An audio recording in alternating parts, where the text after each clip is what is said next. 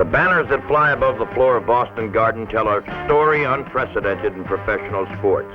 8 consecutive world championships, 11 and 13 years. Truly a tradition in greatness.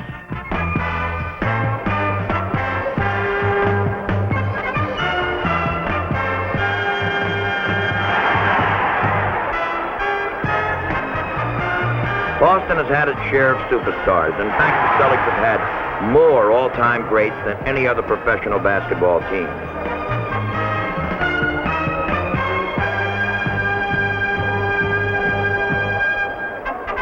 And 3 men were on the latest All-Star team, more than any other club.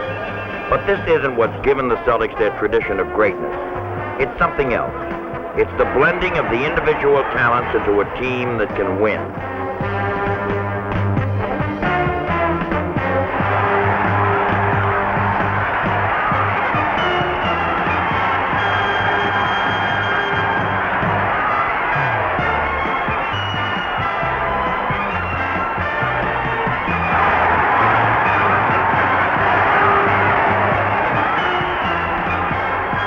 Individual greatness wins fame.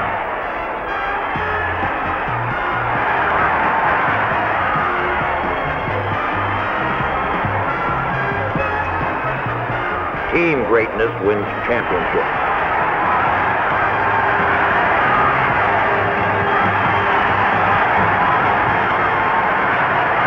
The tradition started with Red Auerbach and his talent for picking the right man for the job. For the 1956-57 season, he chose 2 men who fit into his team plan and built the tradition of greatness for the Celtics. Boston drafted Tom Heinsohn, put him into number 15, told him he was their scoring forward, and score he did. He won Rookie of the Year honors that season. As a member of the first 8 championship clubs, Heine averaged over 18 a game. He knew how to find the open man.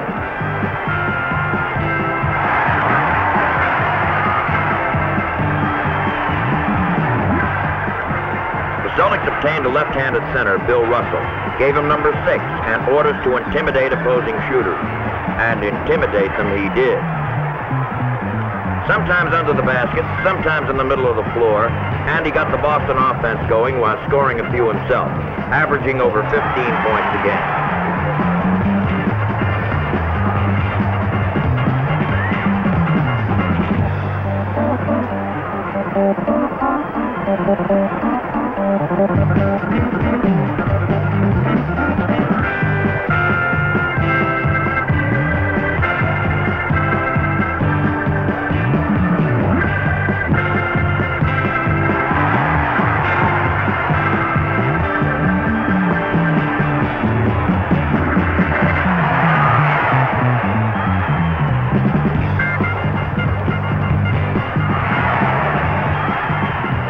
But it was Bill Russell defending his basket that the fans remembered. For Russell added a new word to the NBA vocabulary. The word was rejection. Rejection of any ball that he could sweep back. A rejection so devastating that it affected the entire offensive efforts and styles of Celtic opponents. Auerbach added the left-handed center and scoring forward to a rebounding forward, Jim Luskatoff, and completed the team around 2 of the greatest backcourt men ever to play in the NBA. Bob Cousy could hurt the opposition so many ways. He could score,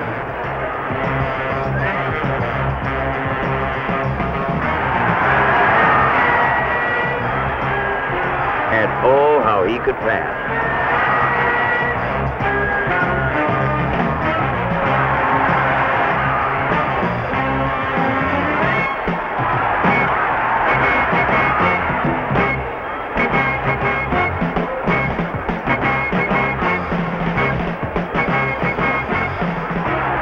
Very often the man Cousy passes set up was number 21, Bill Sharman, the other Boston super guard.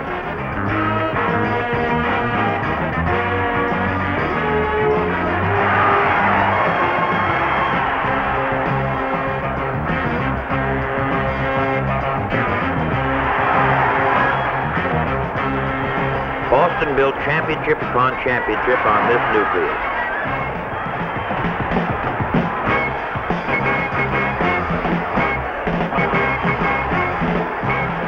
Celtics introduced a concept new to the game. Usually a team's play slipped when a substitution was made, but not in Boston. The Celtics had number 23, Frank Ramsey. Ramsey became known as Boston's sixth man, and he actually picked up the tempo of the game when he came in. And this held true whether in home whites or Celtic road green.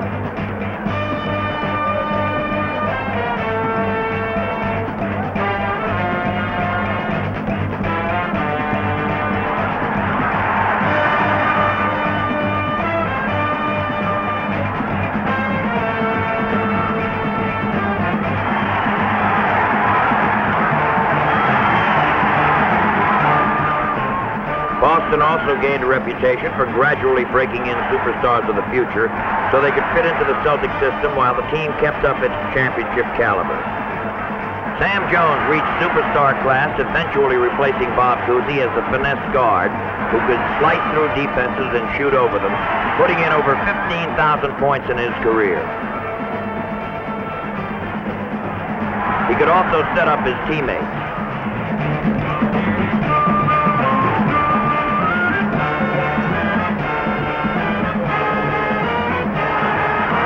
Casey Jones set the example for the league as the backcourt defensive specialist who could not be ignored on offense.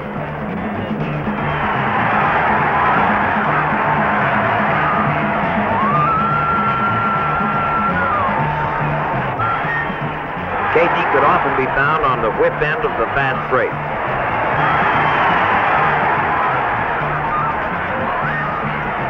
New Celtics worked with old Celtics, and Boston rolled on to even greater heights as the 50s turned into the 60s.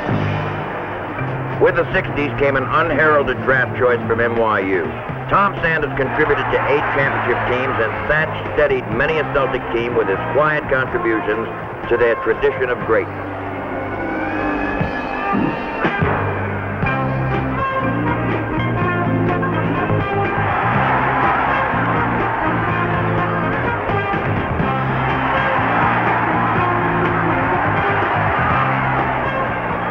The tradition of greatness extends to today's Celtics. The left-handed center is still there. He's shorter, huskier, and has red hair, but Dave Cowens has followed the tradition by winning the Most Valuable Player award in the NBA.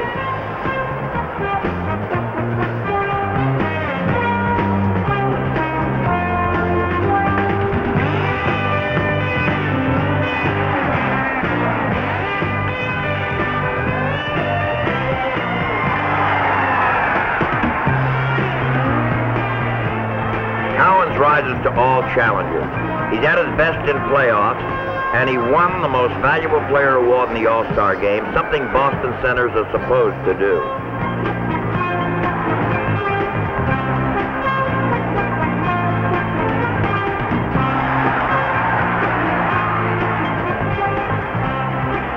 Cowens plays all out.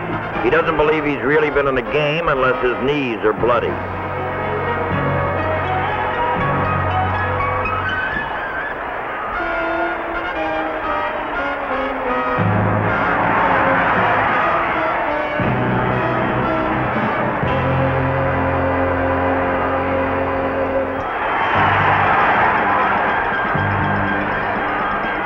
His strength is also evident on defense and on the board. His quick outlet passes have started many a Celtic fast break.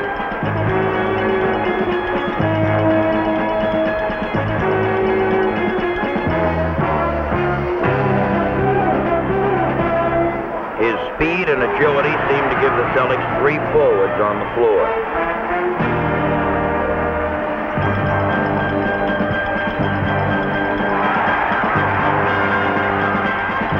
A Boston center once again revolutionized the thinking in the NBA.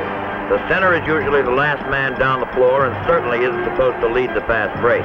But they forgot to explain this today.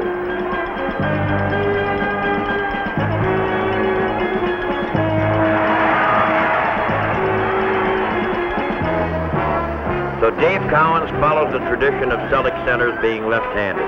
Just a little different and somewhat great.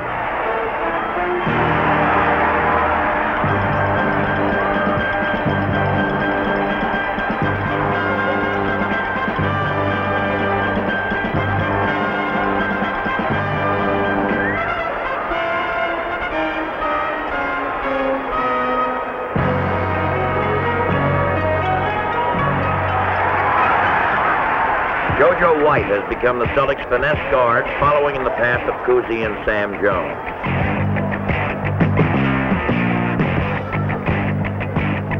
Some experts feel White may be the purest shooter to ever don a Celtic uniform. He can nail the opposition with his outside shooting. His penetration, or finesse them by drawing the defense to him and finding the open man with a pinpoint pass.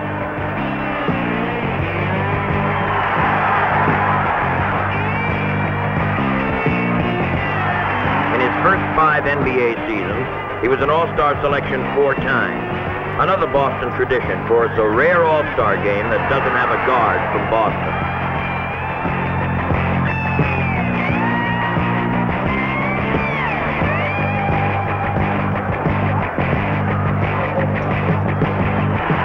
Boston still has its defensive guard. He's bigger than his predecessors, but Don Chaney always does the Celtic tough job of defending the opposition's high-scoring guard. When Chaney broke in, he was reputed to be the worst shooting guard in the league.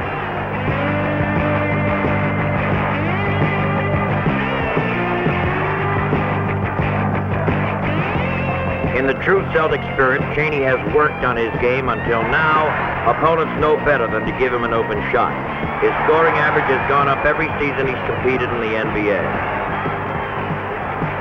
At 6'5", Don Chaney has been able to add rebounding strength to the club and is a most effective talent under the offensive basket because of his great ability to move without the ball.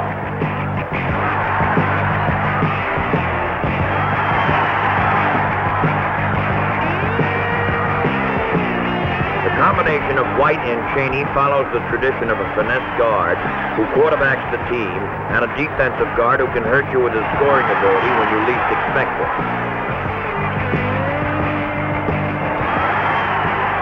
The Celtics have been breaking in a backcourt star of the future in number 44, Paul Westphal. Again, this follows the Boston tradition of bringing their guards along to superstar status so that excellence will be spread out over the years without interruption. The Celtics instill their youngsters with the idea that a complete player works at both ends of the court. The traditional Boston rebounding forward spot is filled by not one, but 2 veterans who alternate between that spot and serving as the Celtics' 6th man. Don Nelson was picked up by an alert Boston front office in 1965 after being waived by the other league team. He's been an important part of 3 World Championship Celtic teams.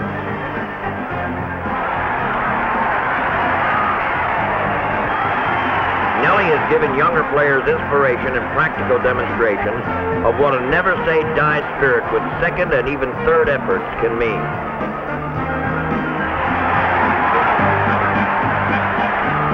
Paul Silas follows in the tradition of Bailey Howell, Wayne Embry, Willie Knowles as the kind of veteran player the Celtics trade for, the kind that have put their game together and have several good seasons left.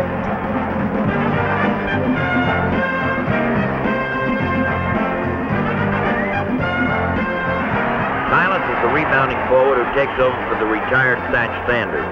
He arrived in Boston just at the peak of his career, and first season with the Celtics proved his worth by pulling down more rebounds than in any of his prior 8 seasons in the NBA.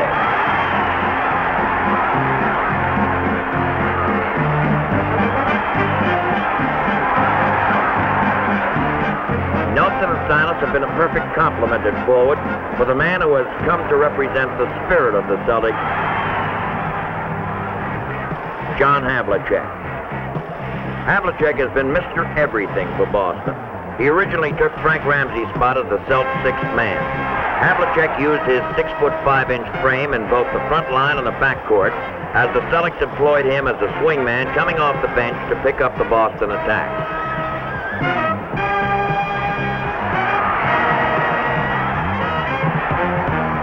Working into the regular lineup as early as Celtic stars retired, Hondo established himself as the superstar of the NBA. Always at his best when the pressure was on, Havlicek has been called on to get the points in the clutch.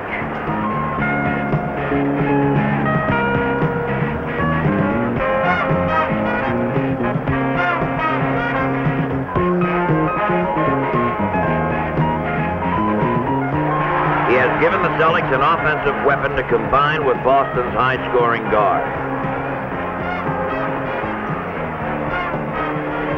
Through the years, Havlicek has combined with Cousy, Jones, and White, as each of these stars took that traditional role.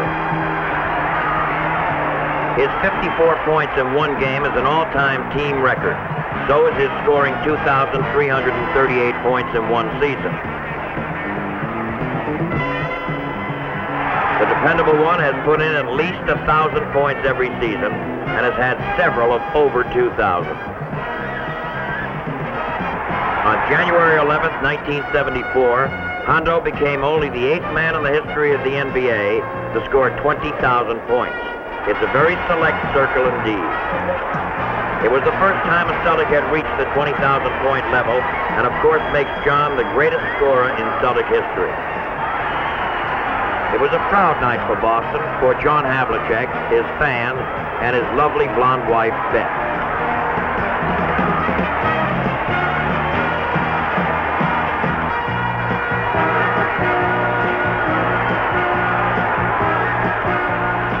John Havlicek brings a tradition of winning to the present Celtics.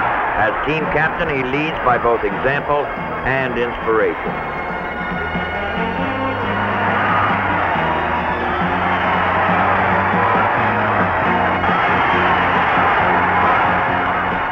But Havlicek is more than scoring. He's a team man and a team leader who is determined to have the Celtics back on top of the NBA again.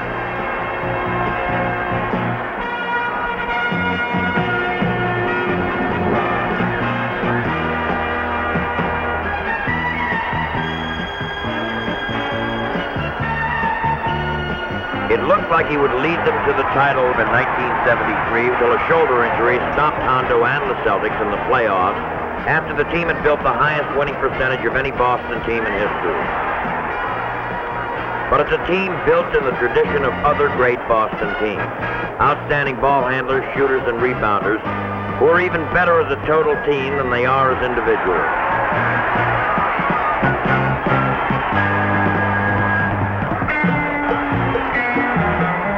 Although their eyes are always open to the future, the Celtics, like most successful teams, have very few new faces on the bench. Those who make the team, like Phil Hankinson and Steve Downing, are the choice picks. The most thankless roles on the club are those of backup center Hank Finkel and reserve forward Steve Kuberski.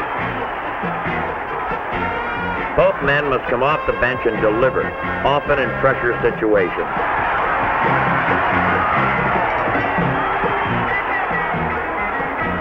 Artie Williams is a firebrand who gets off the bench and gets the club moving. Things happen when Williams goes into the game. There are a number of important Celtic wins that must be attributed to these men who come in cold and must get hot fast. Because of the skill of the veteran reserves, the youngsters on the roster get even less playing time than they could on lesser clubs. But it is part of the Celtic master plan to build while winning. So New Englanders get an occasional look at the talent their teammates see at practice sessions, and the youngsters are fitting into the Celtic style of play.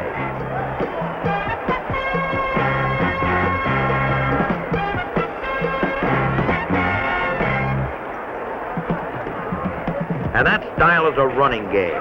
The fast break was patented in Boston.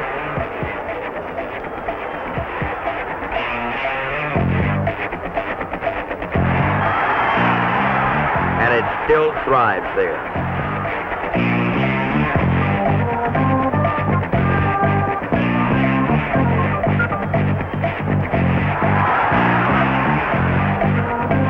The breakneck pace pauses only momentarily when caught by our super slow motion camera.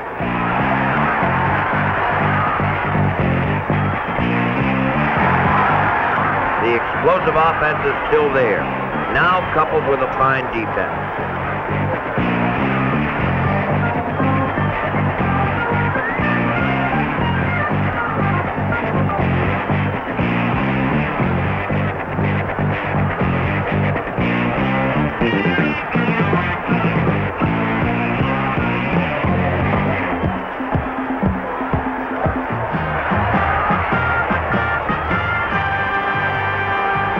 In In 1950, Red Auerbach was brought in to make the Celtics something they had never been, a winning team. He gave New England fans much more. Besides never having a losing season, Auerbach established tradition. From winning championships, 9 in his last 10 seasons, his last 8 in a row, to letting fans know when the game was won.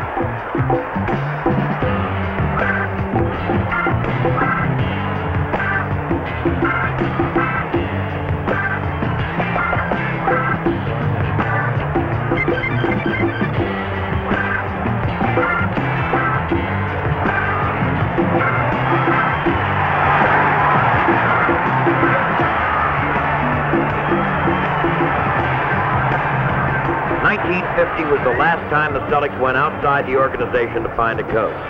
Since then, they've come from within. Bill Russell won 2 world championships in his 3 years as coach.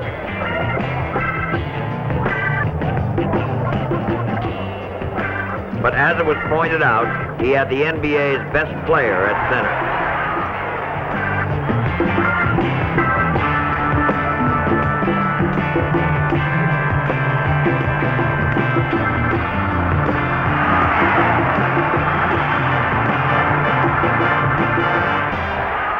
When Russell decided to call it quits, General Manager Auerbach found another Celtic great to take over the helm. Tom Heinsohn is a winner. The year he came into the league, the Celtics brought their first NBA title to New England, and Heine was the NBA Rookie of the Year. He was the gunner on 8 championship teams, but he was also a team man. And he still brings the fierce concentration of the competitor to the game.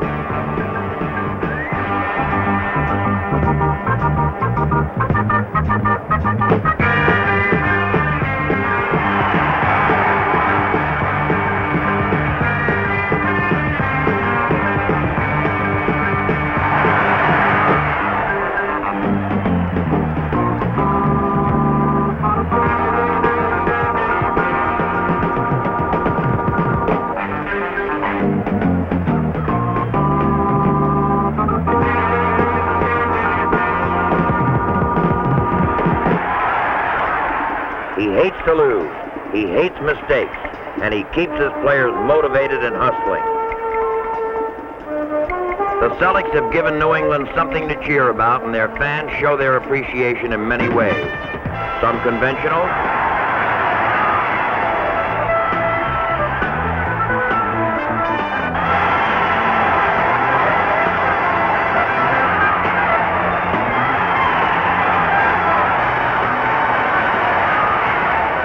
some not so conventional.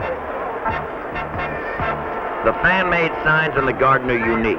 Don Nelson, who has been observing the Celtic scene for many seasons, gives a player's view of the fans and what those fans mean to the players.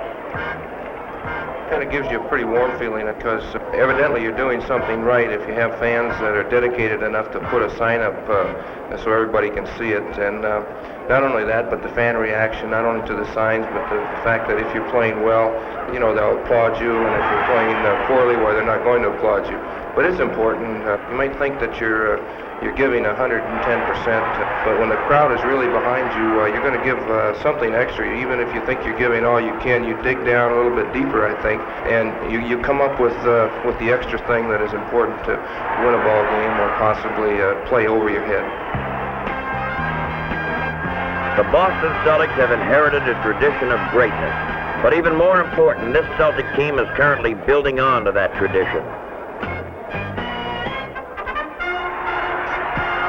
The men who currently wear the green and white can't guarantee a win every game, but they do play the exciting, thrill-a-moment brand of ball that is the National Basketball Association.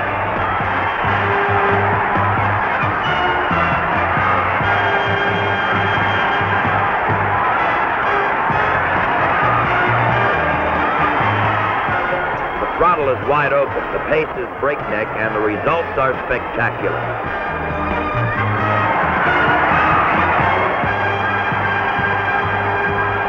The Celtics, win or lose, play the most exciting brand of ball in the world. and that's why it's been a pleasure just to be around. Being a witness to this tradition of greatness for over 20 years has been a most satisfying experience for yours truly, Johnny Most.